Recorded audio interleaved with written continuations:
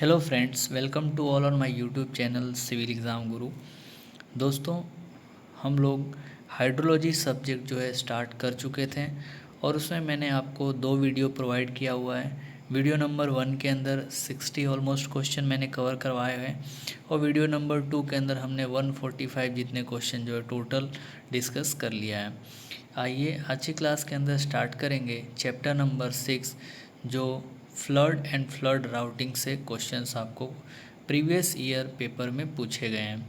Class 1, class 2 और class 3 के लिए ये वीडियो काफ़ी हेल्पफुल होने वाली है और ये सभी क्वेश्चंस गुजरात स्टेट में होने वाले सिविल इंजीनियरिंग के जो टेक्निकल एग्ज़ाम हुए हैं उसके क्वेश्चंस हैं।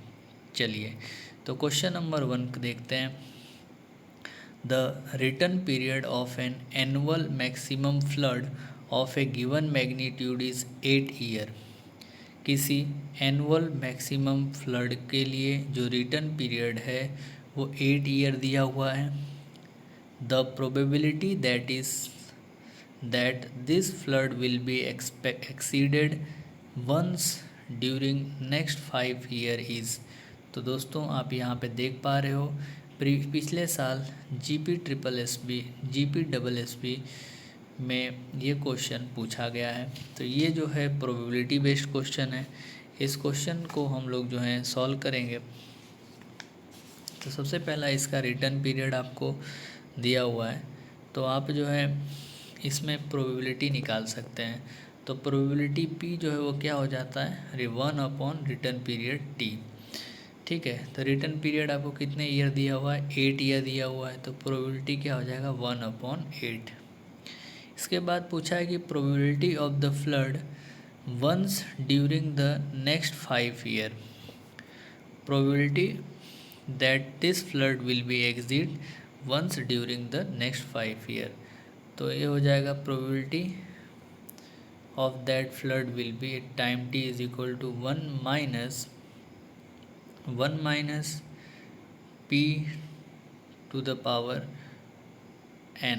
ठीक है, probability of occurring that flood in 5 year. तो ये हो जाएगा 1 माइनस p की वैल्यू अभी हमने निकाला 1/8 टू द पावर n मतलब 5 ले लेते हैं। तो इसको हम लोग सॉल्व करेंगे। आप जैसे इसको सॉल्व करेंगे तो probability at the time t मतलब after t year, once probability once in the next 5 year, at least एक बार तो आनी ही आनी प्रोबेबिलिटी है। तो वो कितनी हो जाएगी, 1 माइनस 0.513। और इसको आप सॉल्व करेंगे तो आंसर आपका आ रहा है 0.8487। तो ये क्वेश्चन थोड़ा सा जो है दोस्तों विदाउट कैलकुलेटर सॉल्व करने में प्रॉब्लम होगा, लेकिन आप जो है थोड़ा सा कैलकुलेट करेंगे तो आई होप वो कैलकुलेशन हो जाएगा। बहुत हार्ड कैलकुलेशन भी नहीं है। क्वेश्चन नंबर 147 के ऊपर देखते हैं कि probable maximum precipitation is define as. Probable maximum precipitation जो है वो किसको बोलते हैं। ठीक है, तो ऑप्शन 1 है, ए है, the greatest depth of precipitation for a given duration meteorologically possible at a particular location at a particular time of the year. तो क्या greatest depth of precipitation for a given meteorologically possible at a particular location at a particular time of the year, क्या वो ज़्यादा से ज़्यादा depth जो उस मेट्रोलॉजिकली मतलब कि जो मौसम विभाग के द्वारा जो जानकारी मिलती है उस ड्यूरेशन में और उस पर्टिकुलर साल के अंदर सबसे ज़्यादा डेप्थ जो है होने वाली हुई हो, तो उसको हम लोग बोलेंगे क्या। ऑप्शन बी है, greatest rainfall that is possible with the worst meteorological condition. क्या सबसे ज़्यादा जो रेनफॉल हुई है एकदम भारी से भारी बारिश जो हुई है उसको बोलेंगे प्रोबेबल मैक्सिमम प्रेसिपिटेशन। या फिर rainfall of a given duration with maximum probability of occurrence, क्या उस बारिश को बोलेंगे कि जो जिसकी रेनफॉल होने की प्रोबेबिलिटी बहुत ज़्यादा हो, या rainfall of a given duration that is most unlikely to occur, या फिर ऐसी बारिश जो कभी हो ही ना या फिर होने के चांस उसके कम हैं। तो ऑप्शन इसका आंसर ए हो जाएगा दोस्तों कि ग्रेटेस्ट डेप्थ ऑफ प्रेसिपिटेशन, बारिश का वो ज़्यादा से ज़्यादा depth that is possible at a particular location at a particular time of the year. तो इसको हम लोग बोलेंगे प्रोबेबल मैक्सिमम प्रेसिपिटेशन। ठीक है, चलिए नेक्स्ट बढ़ते हैं आगे। Question number 148, if the probability of occurrence of a drought at a place is more than 40%, किसी भी एक पर्टिकुलर जगह पे प्रोबेबिलिटी ऑफ ऑकरेंस, सूखा होने का जो चांस है वो 40% से ज़्यादा है, तो उस एरिया को आप क्या बोलोगे? क्या ड्राउट प्रोन एरिया कहलाएगा, या फिर सीवियरली ड्राउट प्रोन एरिया कहलाएगा, या एक्यूटली ड्राउट प्रोन एरिया कहलाएगा, या क्रॉनिकली ड्राउट प्रोन एरिया कहलाएगा? तो probability of occurrence of drought, किसी जगह पे ड्राउट आने के चांस जो है 40% से यदि ज़्यादा है, तो उस एरिया को हम लोग बोलेंगे chronically drought prone area. Next, one day rainfall is 13 centimeter was found at a particular place of a return period is 20 year. एक दिन की रेनफॉल जो है 13 सेंटीमीटर नोट की गई, जिसका रिटर्न पीरियड जो है 20 साल है। मतलब 20 साल के पास्ट में एक बार कम से कम जो है 13 सेंटीमीटर बारिश होती ही है। The probability of that one day rainfall of this or larger magnitude will occur at least once in the next 1 year would be. तो इसमें भी प्रोबेबिलिटी ऑफ ऑकरेंस पूछा हुआ है। तो सबसे पहला जो है टाइम पीरियड आपको टी दे दिया है, तो प्रोबेबिलिटी जो है पी कितना हो जाएगा 1/t, तो 1/20 हो जाएगा। ओके, और probability in the next 1 year will be 1 minus p to the power n।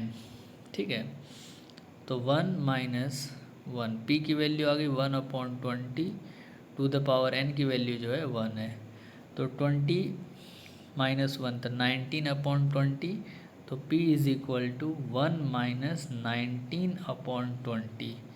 तो इसको सॉल्व कर लेंगे दोस्तों, तो 1/20 जितना आ रहा है, तो ऑप्शन बी जो है इसका सही आंसर हो जाएगा। Next, question number 150, in the equation of flood estimation Q बराबर C dash m to the power n। यहाँ पे Q जो है वो पीक फ्लो है, C जो है वो कांस्टेंट फॉर कैचमेंट है, और m जो है एरिया ऑफ कैचमेंट दिया है, n जो है वो नंबर ऑफ इंडेक्स है। The constant for a catchment is arrived at after taking the following consideration.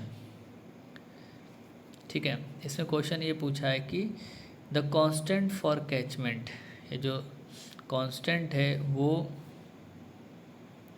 उसको क्या किस हिसाब से कांस्टेंट हम लोग कंसीडर करेंगे? तो सबसे पहला है basin characteristic which include area, shape और स्लोप, या storm characteristic which include intensity, duration या डिस्ट्रीब्यूशन, या फिर फ्लड फ्रीक्वेंसी ऑकरेंस। तो दोस्तों ये जो कांस्टेंट C जो है कांस्टेंट फॉर कैचमेंट है, उसको कैलकुलेट करने के लिए डिपेंड करेगा कि एरिया, शेप और स्लोप ऑफ बेसिन कैरेक्टरिस्टिक, और स्ट्रॉम कैरेक्टरिस्टिक के ऊपर भी डिपेंड करेगा इंटेंसिटी, ड्यूरेशन एंड डिस्ट्रीब्यूशन। तो आंसर जो है ऑप्शन 1 एंड 2 जो है ऑप्शन बी करेक्ट हो जाएगा, स्टेटमेंट 1 और 2 जो है वो सही हो जाएगा। Question number 151, the most commonly used probability distribution to find the flood data is. सबसे ज़्यादा यूज़ होने वाला प्रोबेबिलिटी डिस्ट्रीब्यूशन फ्लड डेटा से रिलेटेड है वो कौन सा है? Normal distribution, Gumbel's extreme value distribution, log normal distribution, या फिर गामा डिस्ट्रीब्यूशन। तो आंसर है दोस्तों गम्बल्स एक्सट्रीम वैल्यू डिस्ट्रीब्यूशन जो है वो सबसे मोस्ट प्रोबेबिलिटी या कॉमनली यूज़ होने वाला मेथड है। Next, flood frequency study are more reliable when. Flood frequency study ज़्यादा रिलायबल कब होती है? The length of the record of meteorological observation is less than 10 year, कि 10 साल का जो है रिकॉर्ड, हमने 10 साल से कम का रिकॉर्ड लिया हुआ है।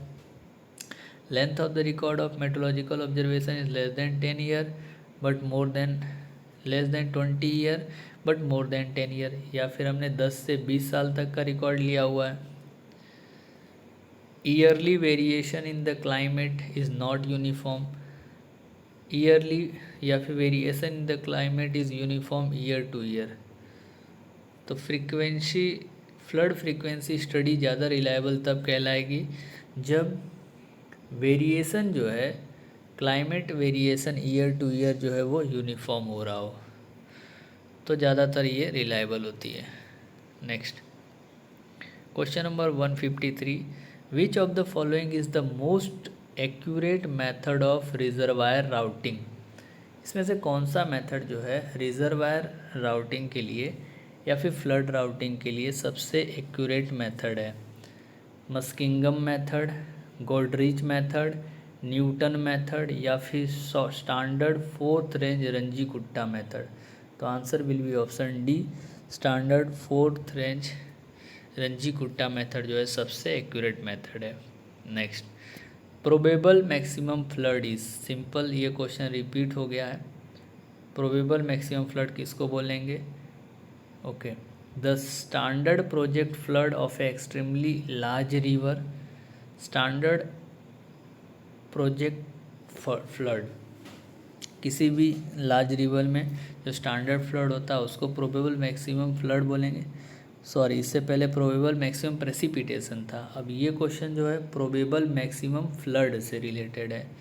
तो standard project flood of a extremely large river, flood adapted in a design of all kind of spillway, या फिर an extremely large but physically possible flood in the region, या फिर maximum possible flood that can occur anywhere in the country.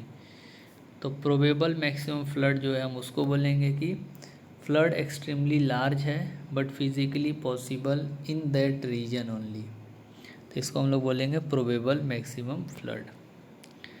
Next, from the analysis of rainfall data at a particular station was found that a rainfall of 400 mm had return period of 2 year। एक rainfall data को analysis करते हुए ऐसा पाया गया है कि 400 mm का जो रेनफॉल है उसका रिटर्न पीरियड 2 साल होता है। कि what is the probability of rainfall equal to और ग्रेटर देन 500 mm। 500 या 500 mm से ज़्यादा होने वाली रेनफॉल की प्रोबेबिलिटी कितनी हो सकती है in next 10 successive year. Okay, तो वापस से सेम कैलकुलेशन करना है। Probability P is equal to 1/T हो जाएगा 2, and probability of occurrence in next successive year is equal to 1 minus P to the power n। तो 1 माइनस P की value है 0.5 हो जाएगी, टू द पावर n मतलब 10।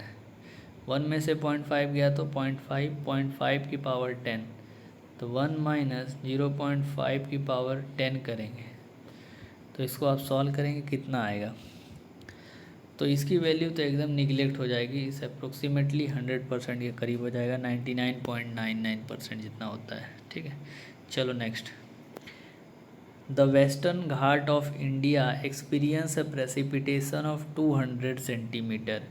इंडिया का जो वेस्टर्न घाट वाला हिस्सा है उसमें 200 सेंटीमीटर बारिश हुआ, ऐसा ये बता रहा है।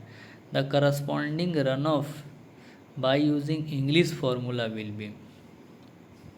तो इंग्लिश फार्मूला से इसका रन ऑफ कैलकुलेट करना है। तो इंग्लिश फार्मूला का English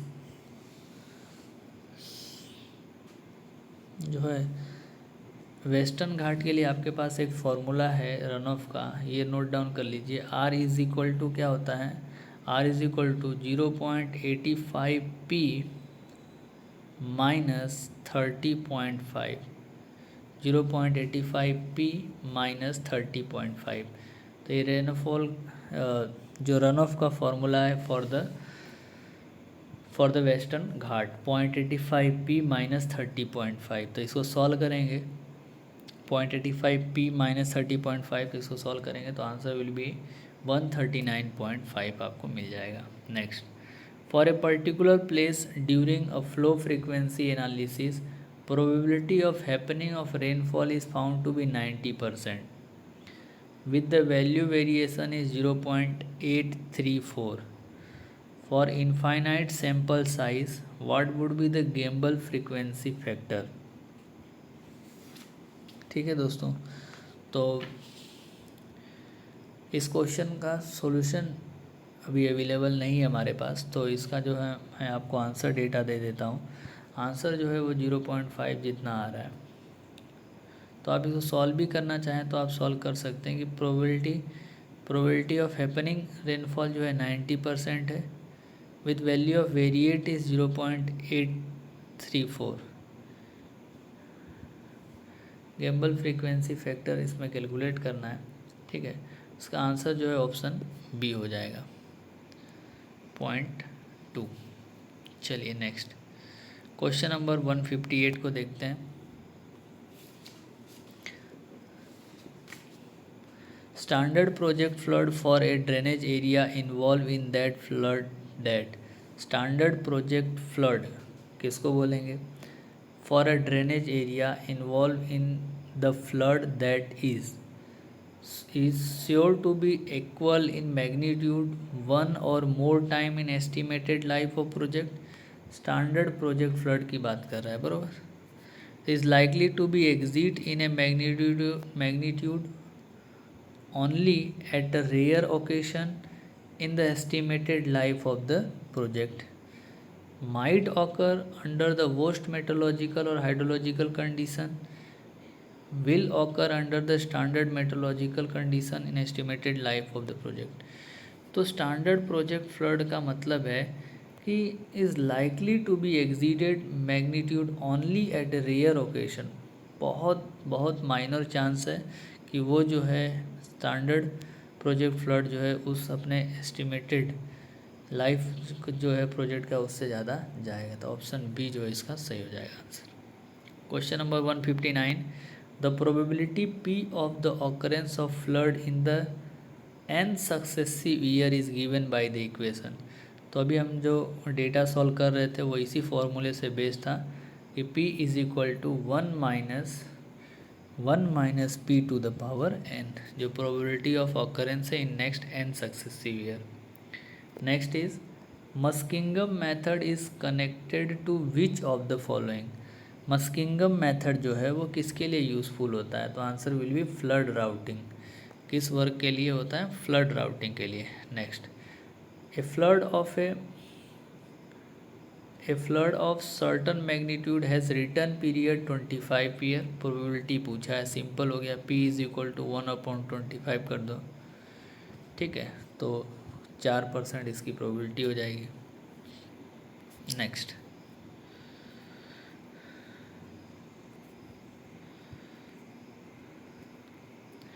design flood commonly adopted in India for barrage and minor dam is. India के अंदर जो डिज़ाइन फ्लड हम लोग अडोप्ट करते हैं बैराज और माइनर डैम के लिए वो क्या होता है? प्रोबेबल मैक्सिमम फ्लड होगा, या flood of 50 to 100 year return period, या पीक फ्लड लेंगे, या स्टैंडर्ड प्रोजेक्ट फ्लड और 100 year flood, whichever is higher. तो ऑप्शन डी जो है वो सही होगा। स्टैंडर्ड प्रोजेक्ट फ्लड लेंगे या फिर 100 ईयर फ्लड लेंगे, इसमें से जो ज़्यादा होगा। तो ये जो है कंसिडर करते हैं इंडिया में। Next, probability of 10 year flood to occur at least once in the next 2 year is. तो 10 ईयर फ्लड, 10 जो है इसका टाइम पीरियड दे दिया, तो प्रोबेबिलिटी पी हो जाएगा 1/10, दैट विल बी 0.1। और इसका नेक्स्ट 2 ईयर पूछा है, तो p is equal to 1 minus 0.1 to the power n, n is 2 is 1 minus 0.9 to the power 2, 9 9 या 81, 1 माइनस 0.81, इसको सॉल्व करेंगे तो 19% आ जाएगा। कितना आ जाएगा? 19%।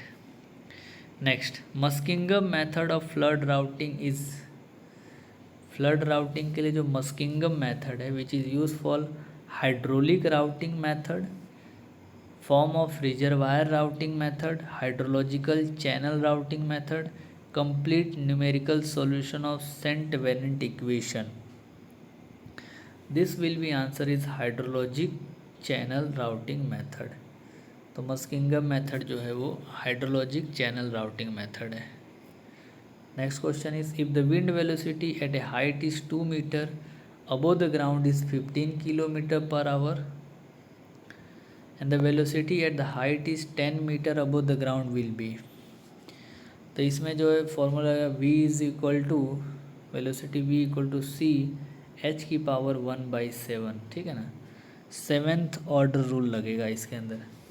तो इसको आप जो है सॉल्व तो कर पाएंगे नहीं विदाउट कैलकुलेटर, ठीक है। तो इसको भी आप जो है देख सकते हैं। आंसर जो है इसका आपको मिलेगा 19 किलोमीटर पर आवर।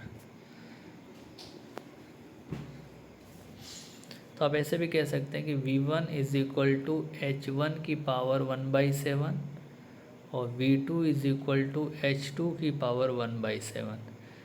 तो हमको जो है if the wind velocity eight 2 centimetre height in the ground is this, h1 आपको दिया है। अब ऐसा कर लीजिए कि इधर 7 पावर कर दीजिए, इधर जो है 7 पावर कर दीजिए। ऐसा में सॉल्व करने का कोशिश करते हैं। तो v1 अपॉन v2 की पावर 7 बराबर h1 upon h2। h1 is 2 और h2 आपको 10 दिया, ये हो गया 1/5, ठीक है। और v2 हमको निकालना है, v1 आपको 15 दिया है, 15 की power 7 into 5 is equal to v2 की पावर 7, इस तरीके से, ठीक है। तो इसका कैलकुलेटर जो है थोड़ा पॉसिबल नहीं है। Next, the relation between probability p and the recurrence time interval t। तो p बराबर क्या होता है? 1/t होता है। तो p into T is equal to 1 हो जाएगा। Which of the following is a Ryves formula to use for flood estimation. इसमें से कौन सा फार्मूला जो है रावीज फार्मूला है फ्लड एस्टिमेशन के लिए? तो answer will be q is equal to C m की पावर 2/3। ये जो है आपका रावीज फार्मूला है। Next, Muskingum method of flood routing इस क्वेश्चन रिपीट हुआ है कि फ्लड राउटिंग के लिए जो मस्किंगम मेथड है वो हाइड्रोलॉजिक चैनल राउटिंग मेथड है। कौन सा मेथड है? हाइड्रोलॉजिक चैनल राउटिंग मेथड है। Question number 169, the presence of chance of flood with 100 year frequency of not occurring coming in 100 year is, ठीक है। नॉट ऑकरिंग पूछा है, तो दोस्तों यहाँ पे p इज इक्वल टू क्या हो जाएगा? 1/t या फिर 1/100, और not occurring will be 1। Probability of not occurring p is equal to 1 minus p to the power n।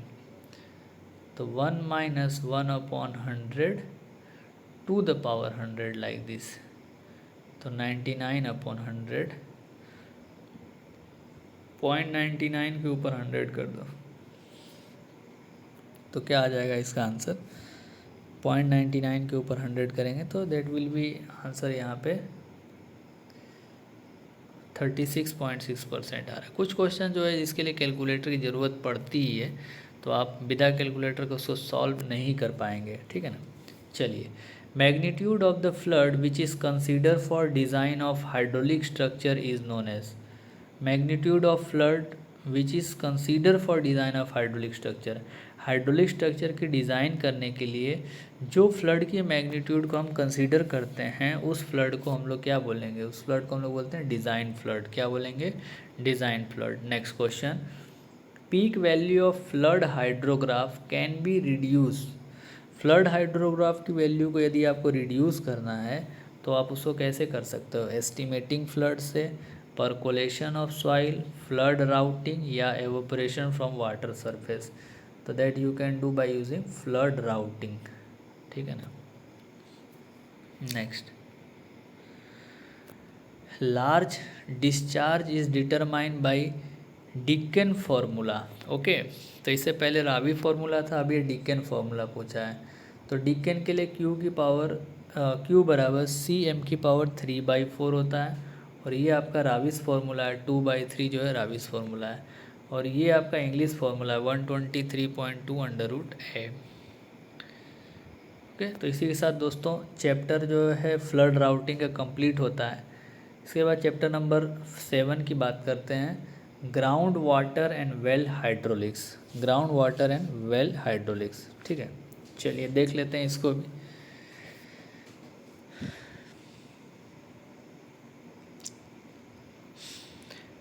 Ordinary gravity well of 2 to 5 metre diameter, एक ग्रेविटी वेल है जिसका diameter 2 से 5 मीटर डायमीटर है, which are connected to top water from the top most water bearing strata are called as a. तो जिसको connect किया गया है, constructed to top water from top most water bearing strata, तो जहाँ पे पानी का लेवल अवेलेबल है, ठीक है, वहाँ से उसको जो है कनेक्ट किया गया है। तो इस प्रकार का जो वेल है उसको हम लोग क्या बोलेंगे? Non artesian well, artesian well, flowing well या प्रीच्ड वेल। तो answer will be non artesian well. Next, geological formation which does not yield water freely to the well due to lesser permeability। एक ऐसा geological formation जिसमें से yielding नहीं हो पा रही है क्योंकि उसकी परमेबिलिटी बहुत ही कम है। Although seepage is possible through it is called as. तो दोस्तों सबसे पहले तो आप दो चीज़ को कैंसिल कर सकते हो कि एक्यूफर ये नहीं होगा क्योंकि इसके अंदर जो है वाटर अवेलेबल भी होता है, परमेबिलिटी होती है और सीपेज भी प्रॉपर देता है। और एक्यूफ्यूज को कैंसिल कर सकते हो जिसके पास पानी होता ही नहीं है और वो देता ही नहीं है। तो दो चीज़ को आप कैंसिल कर सकते हो। अब बचा एक्यूटार्ड और एक्यूक्ल्यूड। अब बोल रहा है कि does not yield water freely due to lesser permeability.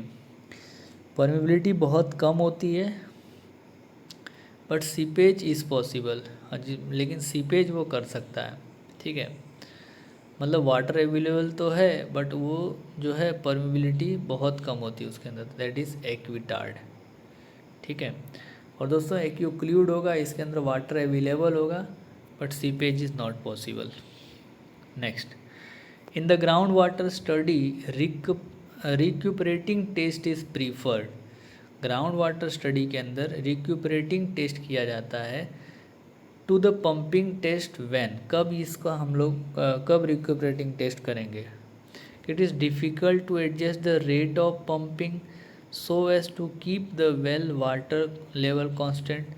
तो जब it is difficult to adjust the rate of pumping, क्या पंपिंग के रेट को एडजस्ट करना डिफ़िकल्ट हो जाए जबकि वाटर लेवल जो है कांस्टेंट हो जाए। मतलब वाटर लेवल कांस्टेंट रखने के लिए रेट ऑफ पंपिंग को एडजस्ट करना डिफ़िकल्ट हो। Next is the time taken by the water to regain its normal level in the well is very high. पानी वेल को वापस से अपने पुराने लेवल पे आने के लिए बहुत ज़्यादा टाइम लग रहा हो। The time taken by the water to regain its normal level in a well is very low. Time taken जो है बहुत कम हो रहा है। Aquifer contain mainly alluvial soil. तो answer option A is correct, that is क्या answer बोल रहा है कि when it is difficult to adjust the rate of pumping to keep the water level constant then we will do the रिक्यूपरेटिंग test. Question आगे बढ़ते हैं। Question number 176, well yield per unit of drawdown is called as. Well yielding per unit draw down. तो well की yielding per unit draw down, उसको हम लोग बोलते हैं वेल की स्पेसिफिक कैपेसिटी ऑफ वेल। मतलब ये जो वेल है इसमें आप यील्डिंग कर रहे हो और ये पानी जो है नीचे जा रहा है, तो इसको बोलते हैं well yielding per unit draw down. Next, discharge per unit draw down at the well is called, discharge per unit draw down यही हो गया, इसी को बोलते हैं specific capacity. Discharge per unit draw down हो गया, yielding per unit draw down हो गया, ये सब जो है स्पेसिफिक कैपेसिटी है। Radius of influence is distance from centre of main well to the point of zero draw down.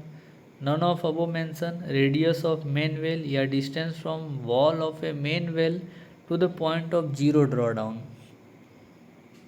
तो इसका answer will be radius from the centre of main well to the point of zero draw down, इसको बोलते हैं radius of influence. Question number 179, the performance of well is measured by. तो well का performance हमें मापना है, तो एक टर्म बहुत इंपॉर्टेंट है, that is known as specific capacity of the well.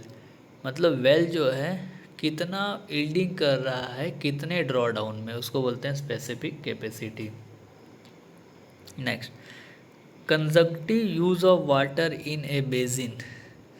Basin के अंदर कंजक्टिव यूज़ का मतलब क्या है? क्या it is combined use of water for irrigation and hydro power generation, combined use of surface and the ground water resource, use of irrigation water for both rabi and kharif season, use of irrigation water by community precipitation। तो क्या होगा? combined use of surface and ground water resource। Surface water resource और ground water resource दोनों के combine use को हम लोग क्या बोलते हैं? उसको बोलते हैं conjunctive use. Next, upper limit of Reynold number for Darcy's law to be valid for ground water flow is, तो कितना हो जाएगा? 1। हमें ये ध्यान रखना है। रेनॉल्ड नंबर वेरी करेगा फॉर लेमिनार फ्लो के लिए डार्सीज लॉ में। ठीक है, चलिए नेक्स्ट बढ़ते हैं आगे। Specific yield of an aquifer is defined as a ratio of, specific yield जो है वो किसका किसका रेशियो होता है? तो that is ratio of volume of water freely drain from a saturated soil to the volume of soil.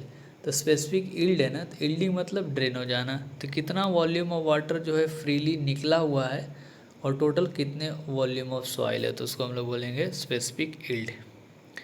Next, the volume of water that can be exerted by from the by force of gravity from a unit volume of aquifer is called as, volume of water that can be exerted, तो इसको बोलते हैं specific yield. कितना volume of water जो है आप निकाल पा रहे हो to the unit volume of aquifer, उसको बोलेंगे specific yield. Next, soil formation through which only seepage is possible being partially permeable and capable of giving insignificant yield. तो इनसिग्निफिकेंट यील्ड हो रहा है, सीपेज खाली पास पॉसिबल है, तो उसको बोलते हैं एक्यूटार्ड। ठीक है, चलो। When the aquifer is overlay by a confirm bed of impervious material, this confined bed of overburden is called as, क्या बोलेंगे उसको? Aquifer is overlay by a confined bed of impervious material.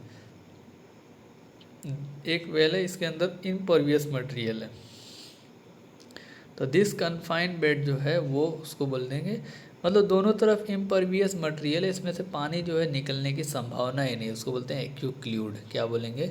एक्यूक्लूड। Next, the various infiltration well connected by a porous pipe to sump well is called as, बहुत सारे infiltration well को किसी porous pipe से connect करते हैं sump well के साथ, उसको क्या बोलेंगे? जैक वेल, स्प्रिंग, कलेक्टर या फिर डग वेल, तो उसको हम लोग बोलते हैं jack well. Next, incrustation of tubewell pipe में लीड टू, यदि ट्यूबवेल पाइप में इनक्रस्टेशन हो रहा है तो उसमें क्या बढ़ सकता है? Reduce discharge from tubewell, excessive discharge of sand with water, discharge of highly alkaline water, discharge of highly acidic water. तो उसका डिस्चार्ज जो है सिंपली क्या हो जाएगा? रिड्यूस हो जाएगा। Next, an aquifer sandwich between top and bottom aquiclude will supply water to a well is called as non-artesian well, artesian well, flowing well या tube well.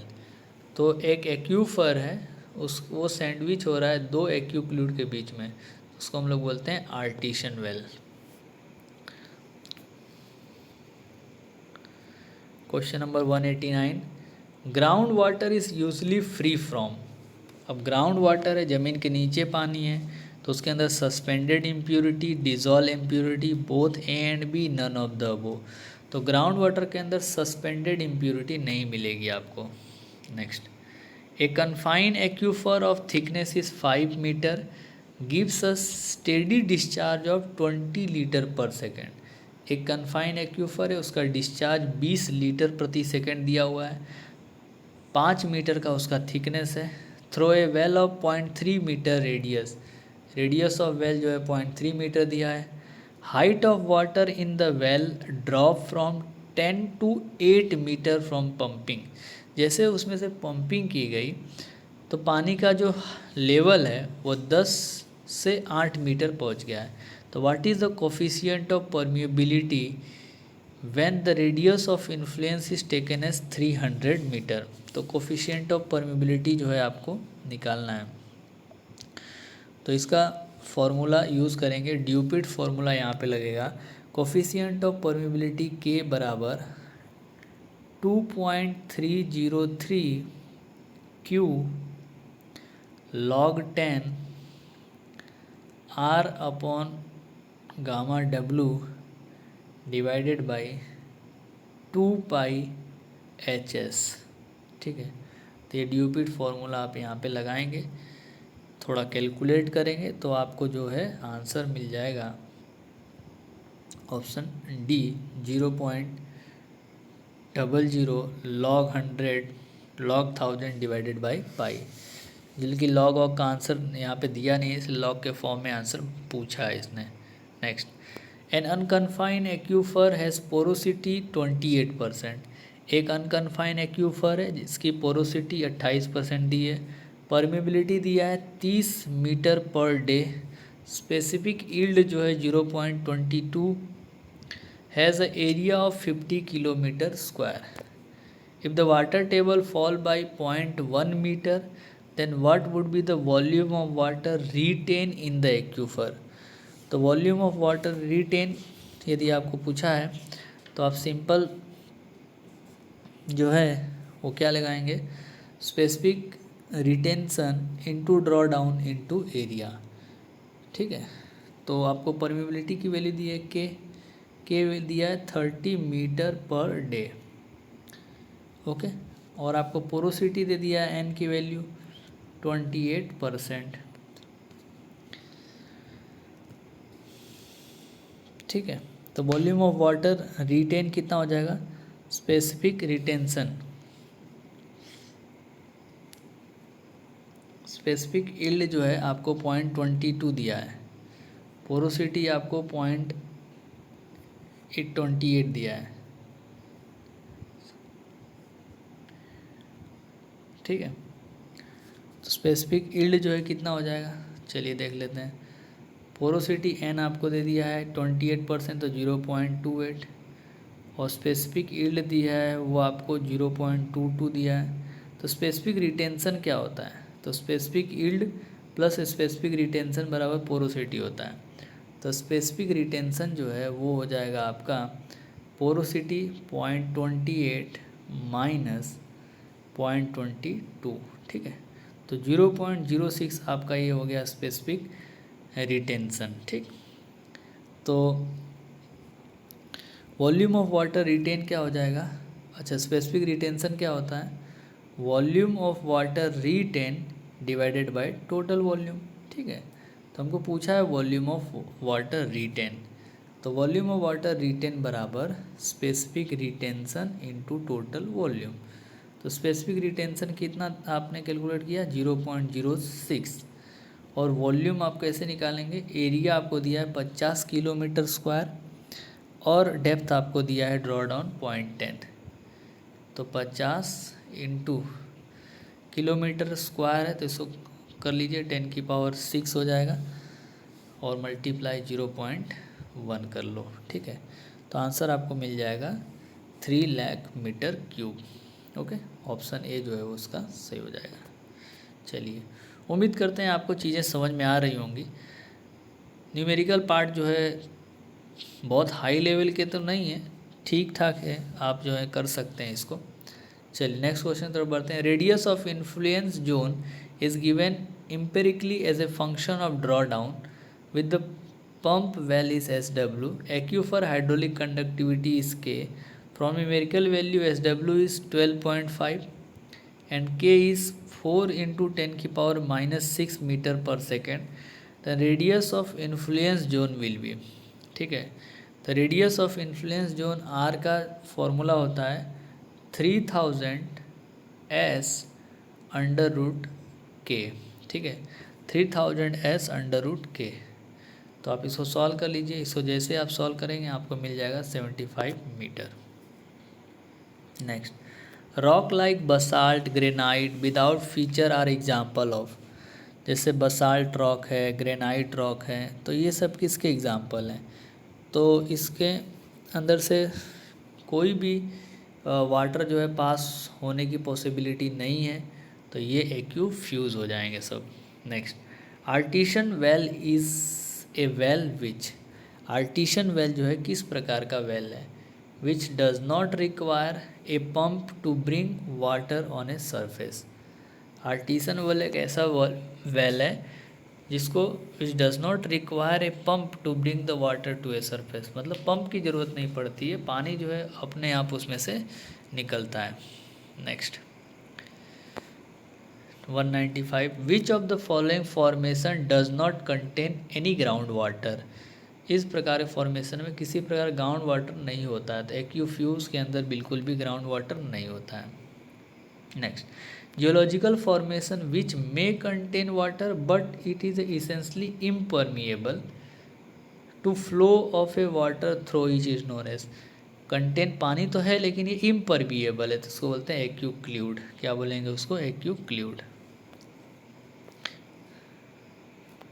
Next, surface obtained by joining water level in several observation well penetrating a confined aquifer represent, surface obtained by joining water level of several observation, मतलब बहुत सारे water level को observe करके एक surface draw किया गया, तो उसको हम लोग क्या बोलेंगे, उस सरफेस को बोलते हैं फिजोमेट्रिक सरफेस। क्या बोलेंगे, उस हाइट को फिजोमेट्रिक हाइट ही बोलते हैं। Next, in case of following well the piezometric surface is below the groundwater, above the ground level, between ground level and water surface in the well, below the water surface in the well।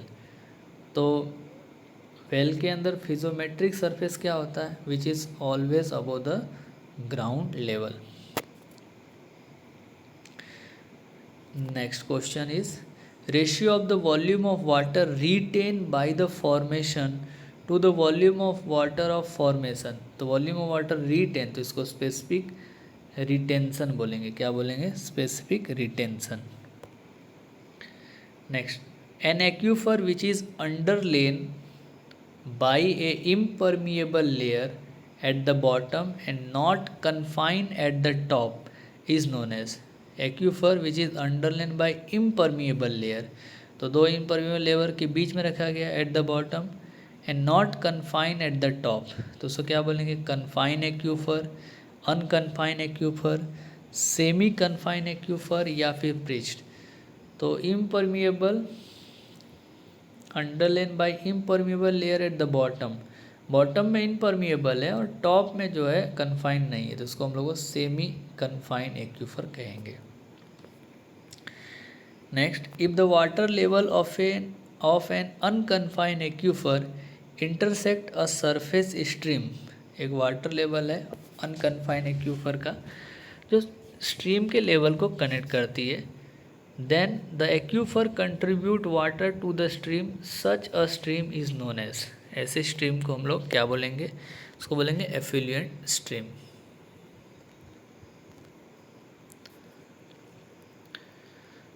Next, Darcy's law for the ground water movement state that velocity is proportional to, ठीक है।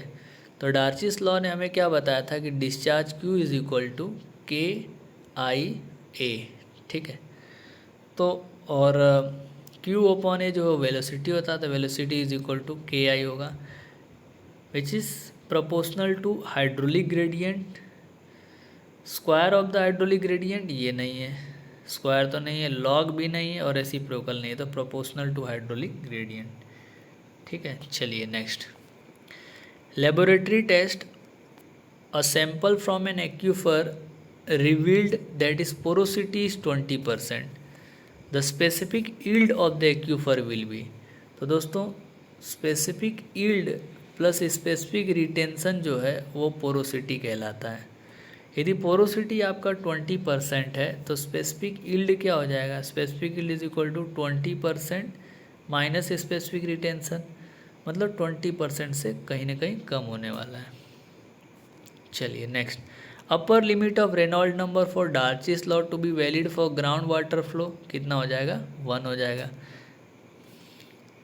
Radius of influence is the horizontal distance between centre of pump well and, radius of influence जो है किसके किसके बीच की distance होती है, तो centre of pump well and the point on the cone of depression of zero drawdown.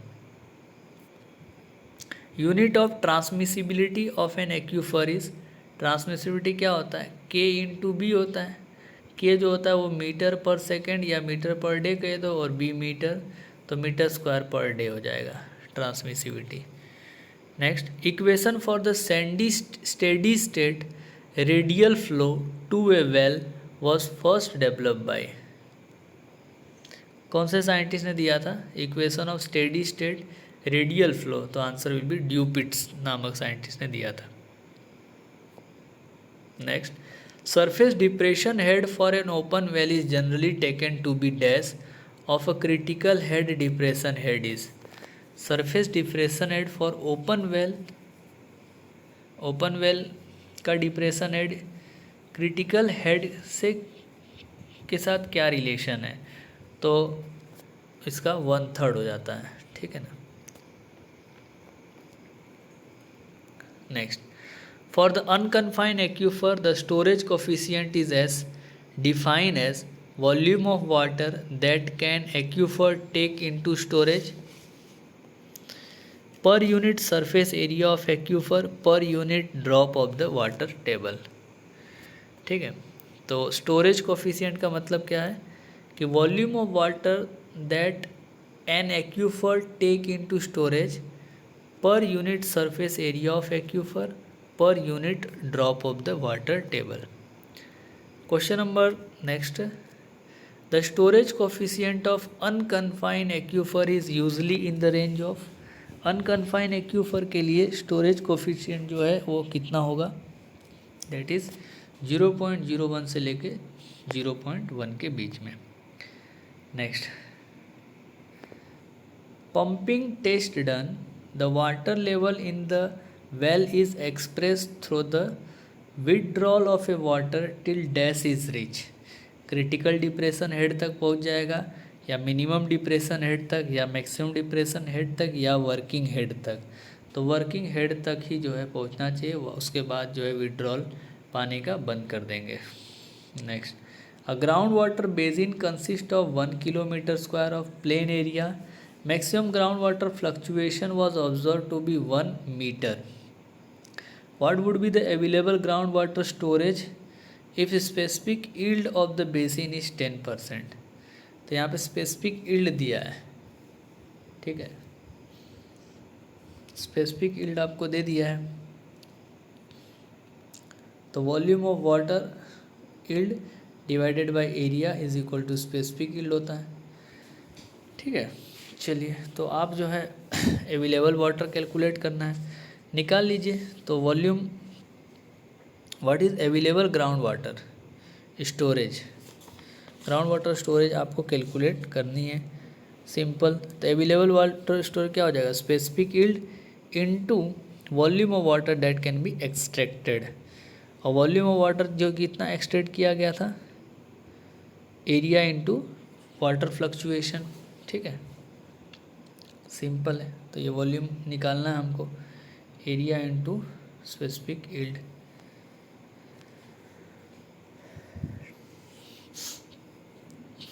तो simple, ये area into volume 1 kilometre square है, 10⁶ हो जाएगा, और 10% 10/100 हो जाएगा।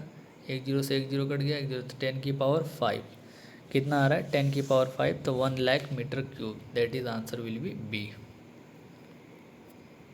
Specific storage refer to, specific storage का मतलब क्या है, specific storage refer to the water that is a portion of aquifer released from storage per unit mass or volume of aquifer per unit change in hydraulic head while returning the fully desaturated, that is known as specific storage.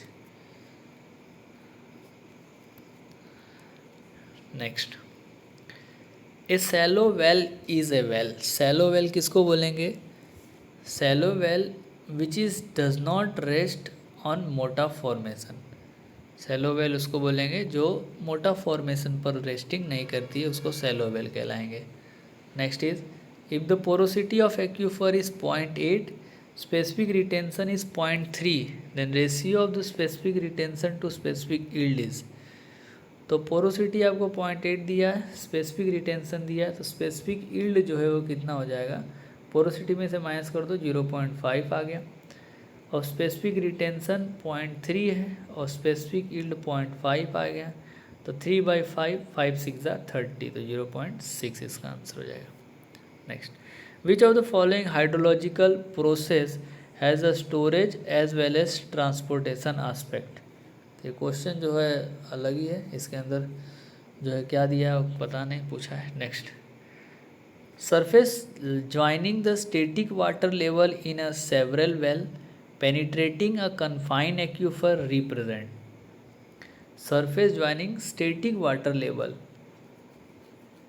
तो उसी को तो हम लोग बोल रहे थे piezometric surface, तो answer will be piezometric surface. Unit of coefficient of transmissibility क्या हो जाएगा, मीटर स्क्वायर पर day. Next, which of the following structure is constructed for artificial recharge of ground water, ground water के artificial recharge के लिए हम लोग क्या बनाते हैं, परकोलेशन टैंक बनाते हैं। Which of the following method is use in sub surface investigation of ground water, ground water के इन्वेस्टिगेशन के लिए कौन सा मेथड यूज़ किया जाता है, that is resistivity logging method. कौन सा मेथड यूज़ करेंगे, रेजिस्टिविटी लॉगिंग मेथड, ठीक है।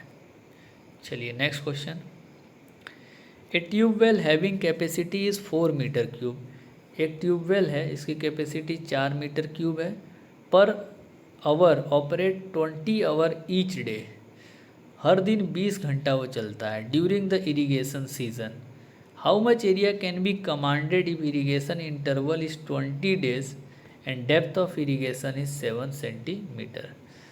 दोस्तों ये क्वेश्चन इरीगेशन का है, ऑलरेडी हमने इसको देख लिए हैं, तो आप जो है इरिगेशन वाले वीडियो में इसको देख सकते हैं, ठीक है। तो इसका आंसर जो है 2.29 × 10⁴ मीटर स्क्वायर जितना मिल जाएगा। Next, discharge per unit draw down at the well is known as, per unit draw down at the specific capacity, क्या बोलेंगे इसको, specific capacity. Which of the following is practically impermeable, तो clay जो है ना वो प्रैक्टिकली इम्परमिएबल होता है। Which of the following formation has a poor permeability but seepage is possible, permeability कम होती है, सीपेज पॉसिबल होता है, उसको बोलते हैं एक्यूटार्ड। Vertical well provide along the bank of river to draw the ground water in dry season are called as, vertical well provided along the bank of river to draw the ground water. Dry season में ground water release करवाने के लिए जो vertical well river के किनारे बनाते हैं उसको इनफिल्ट्रेशन वेल बोलते हैं। क्या बोलते हैं उसको? Infiltration well. The earth layer which contain water and allow the movement of water, very simple, उसको बोलते हैं aquifer. Water obtain from is generally known as sub surface water. Water obtain from river में, तो river तो surface है, rain भी surface है, reservoir भी सरफेस है, तो आर्टिशियन वेल जो है यही जो है सब सरफेस वाटर कहलाएगा। विच of the following is does not contain ground water, होता ही नहीं किसी के पास, इसको बोलते हैं हम लोग एक्यूफ्यूज। ग्राउंड वाटर के अंदर जो है वाटर होता नहीं है। Next question number 29, water obtain from tube well is known as, tube well से जो पानी हम लोग खींचते हैं उसको बोलते हैं सब surface water. Water bearing strata is called as aquifer, aquifer में पानी जो है काफ़ी अवेलेबल होता है। रिवर गेजिंग से कुछ क्वेश्चन है कि the science which deals with surface stream is known as, ऐसी साइंस जो सरफेस स्ट्रीम से जुड़ी हुई है उस साइंस को बोलते हैं potamology. Pondage requirement in hydro power plant include the need, hydro power plant में जो पॉन्डेज की ज़रूरत पड़ती है उसमें क्या होता है, क्या काम होता है? To balance the varying demand, to compensate the wastage and spillage, to balance short time fluctuation in water, all of the above. River intake is usually situated on, river intake जो है कहाँ पर बनाते हैं? स्ट्रेट रीच, मतलब directly वहाँ पहुँचा जा सके। Linear reservoir is one in which, linear reservoir का मतलब क्या है कि storage very linearly with the outflow rate. Number of revolution of a current metre is 60 second, was found to be 12 and 30 corresponding to the velocity 0.20 and 0.30 meter per second respectively. What velocity would be indicated by 50 revolution of current meter in 50 second? ठीक है, तो उसको आप यहाँ पे एक equation बनाएंगे, v velocity v is equal to a और स्पीड ns प्लस b। ठीक है, यहाँ से एक इक्वेशन बनेगा, वहाँ से आप इसको सॉल्व करेंगे। v is equal to a ns plus v1 ns1, a और b कांस्टेंट है, v1 आपको दिया हुआ है और n जो है नंबर ऑफ रिवॉल्यूशन है। ठीक है, करंट मीटर का। ओके, वेलोसिटी 0.20 एक बार लेना है, दूसरे बार 0.35 लेना है, n जो है वो एक बार 12 लेना है, एक बार 30 लेना है। आप इसको सॉल्व करेंगे तो आपको आंसर मिलेगा 0.5 अप्रोक्सीमेटली। ठीक, सॉल्व करके आप चेक कर सकते हैं। Next, synthetic unit hydrograph develop by Snyder is, Snyder के द्वारा जो ये क्वेश्चन रिपीट हुआ है, 1000 माइल्स कितना होता है? ठीक है ना, 1000 माइल का square. PYGMY water current metre is use for stream flow measurement, कहाँ पर यूज़ करते हैं इसको? इसको यूज़ करते हैं in shallow stream flumes and the small channel where velocity of water does not exceed 1 metre per second. Which of the following is not a direct method of discharge measurement in a stream, इसमें से कौन सा method जो है direct method नहीं है? तो slope area method जो है वो डायरेक्ट मेथड नहीं है।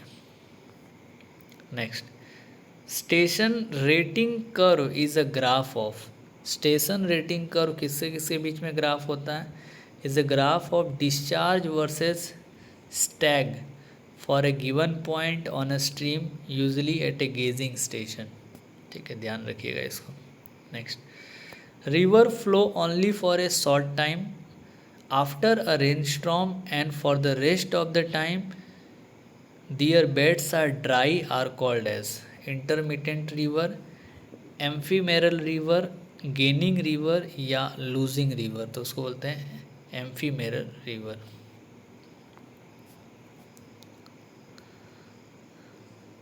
Calibration of current meter for the use in channel flow measurement is done with.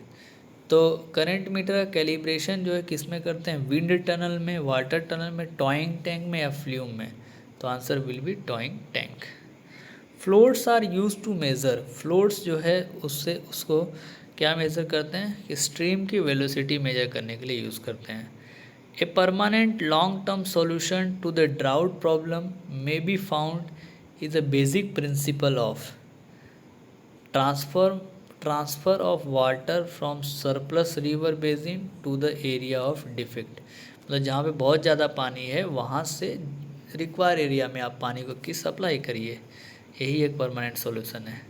Hydrological drought is indicated by, hydrological drought किसको बोलेंगे, that is surface water and ground water defect दोनों होगा, surface water ground water defect दोनों होगा, तब हम hydrological drought कहेंगे। In the dilution technique of stream flow measurement which of following channel is use.